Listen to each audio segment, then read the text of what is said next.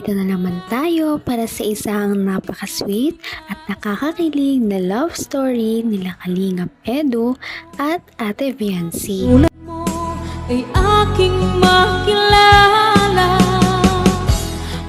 Para sa pagpapatuloy ng ating love story ay pumunta ang Kalingap team sa isang lalawigan kung saan ito talaga ay pinakasikat. Dahil nga maraming nagmamahal sa Kalingap team ay nag-sponsor talaga ito sa kanila ng pang-outing nila papunta sa pinakakilalang Baguio. Noong pumunta sila dito ay nagkaroon sila ng maraming mga activities kasama ang mga iba't ibang love team maliban sa EDSI. Kaya dito nagsuot din sila ng mga traditional na damit ng mga taga Baguio at dahil sa kanilang mga kagandahan at kagapuhan, bumagay talaga ang mga damit nila na suot-suot. Kaya ito na nga ang mga pangyayari na talagang abangan natin.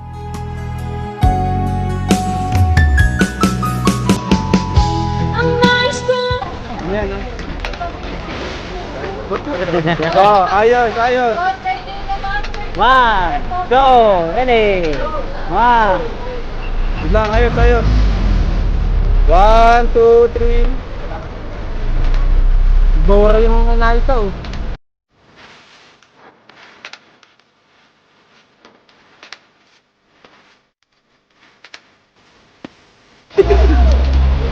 Tara, tayo lahat.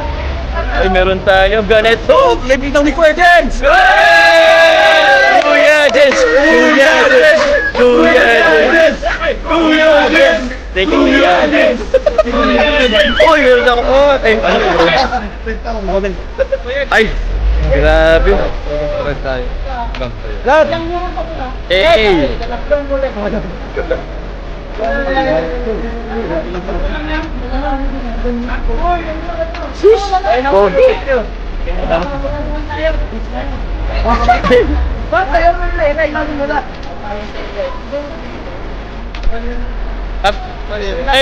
Hey! Bro, may mapicture sa'yo, bro.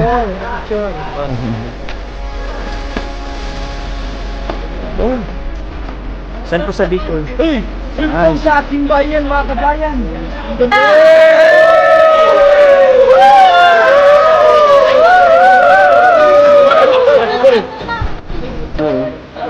Wait lang. Chaco Wing Badus. Kulay blue, ang ganda ng blue ah. Ganda oh.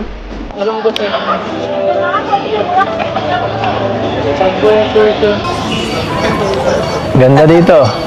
Nakabalik ulit tayo dito sa kaharian ko. Kahit na makaluma ang suot ni Ate Viancy ay talagang bumagay ito sa kanyang kagandahan. Kahit ano talaga ang kanyang isuot ay bagay na bagay sa kanya ito. Kaya naman lalo talagang na-in-love si Kalingap Edu noong makita niya talaga si Ate Viancy na suot-suot ang traditional na damit ng mga taga Baguio at bagay ito sa kanya. Sa ating bayan, mga kabayan.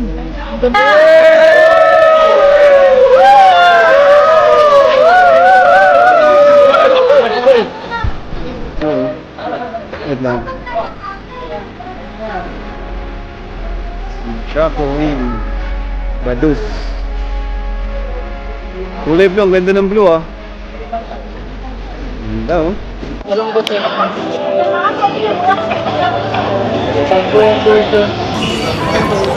Ganda dito. Nakabalik ulit tayo dito sa kaharian ko. Welcome back. Ikaw po yung naasunaan, makakabalik tayo dito. Same. Dati, iba eh. Iba no? Wala pa tayong ganito.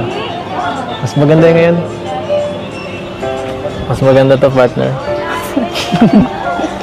Welcome. Dati dito, dito tayo.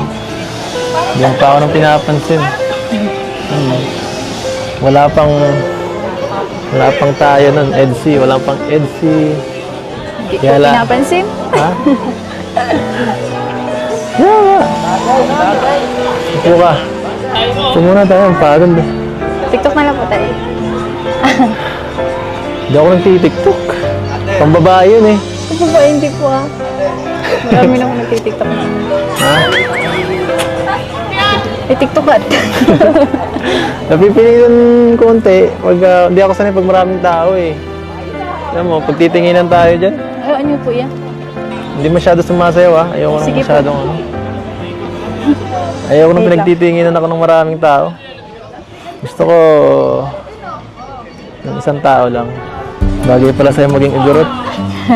Hindi niya. Ganda mo dyan. Ang talagang tingnan ng EDC Love Team. Dito nga ipinipilit pa ni Ate Fiancy si Kalingap Edu na magkaroon sila ng isang TikTok dance.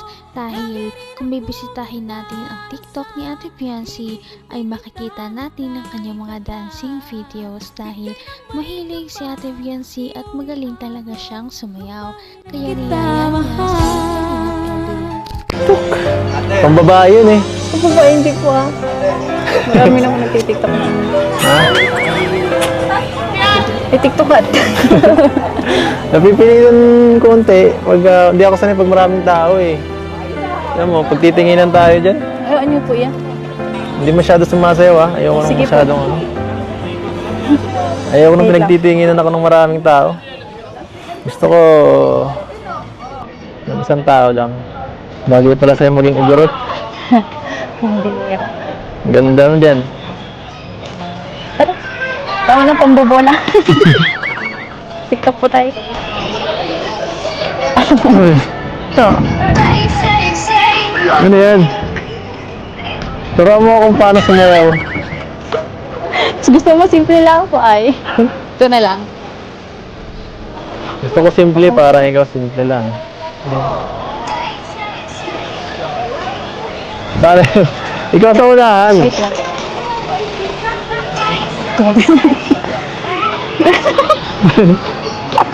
Ano? Ganun. Ganun? Ganun lang. 1, 2, 3, 4. Yan?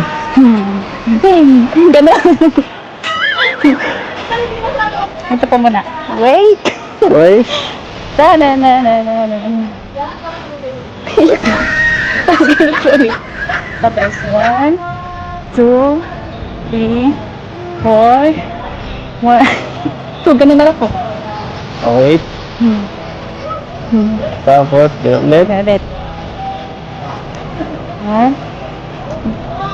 Dito po. Yan. Ah, Ganun lang. sige.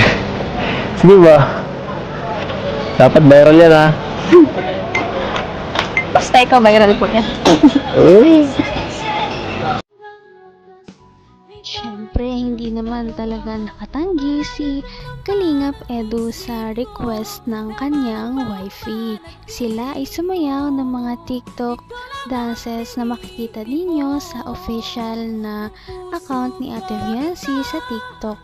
Nag-e-enjoy din naman silang dalawa kahit sabihin ni Kalingap Edu na ayaw niyang sumayaw ay halatang na-enjoy niya ang kanilang pagsayaw. Abot kamay na kita.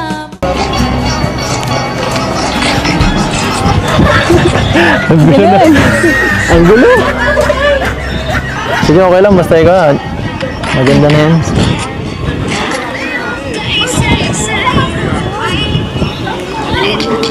Ano? Ano? Lamig dito, grabe.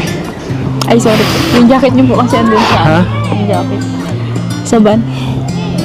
Iniwan ko. Okay lang. Inunita na po ako. Lalam ka kasi. Ikaw kasi, hindi ka nag-jacket. Kaya... Hindi, manipis eh. Tapos naka-crop top ka pa. Hindi yan pan Baguio eh. Hindi ka naman native dito. Dito tayo sa di ka pa sanay. No. Iwan ka na ng mga kasama mo. Ang ganda po dito sa karean niyo. Oo. Gusto mo Ano dito? po dito tumira? Gusto mo dito tumira? Joke lang. Gusto ko pa rin po sa bahay. Sa bahay? Sa kila mama. Malay mo. Miss ko na. Hindi mo dito ka. Pagdano mo. May gusto ko pang puntahan? Nalibot mo na to? Hindi po. Hindi pa? Pero naano ko muna po ba ito nung una? Ayaw nga, no? Nilibot na po namin nila, nila Melka po.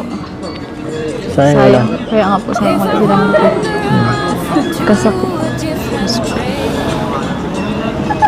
Saya ka? Bakit? Nakabalik po ulit dito. Nakasama po ulit. Nakasama ulit tayo sa Tapos birthday. may mga bago pong angels. Kasama. Oo nga, no? Sinong pinakaya mo sa kanila? Wala po. Bigay ng may kapal. Hindi talaga makakalimutan ng EDC Love Team ang pagpunta nila sa Baguio dahil sobrang memorable nito at marami pa nga silang mga ginawa na makikita din ninyo sa aming mga susunod na video. Sana ay marami pang mapuntahan ng EDC Love Team dahil nakakatuwa silang panoorin. Napaka-sweet talaga nila at napakabait ng tambalang ito kaya maraming sumusuporta. Kaya naman, sana ipatuloy natin silang suportahan at mahalin si Viancy, si Kalingap Edu at ang Kalingap Team. Yun lamang at maraming salamat sa panonood. Abangan natin kung magkakatuluyan ba talaga si Kalingap Edu at Viancy. Hanggang sa muli. Bye! Ngayon'y abot